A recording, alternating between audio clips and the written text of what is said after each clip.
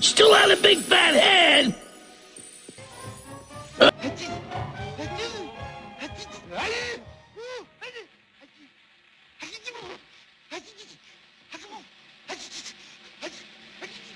Go find a tissue or something, and remember your manners.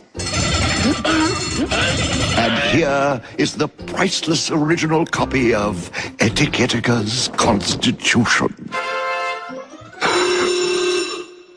It's gone.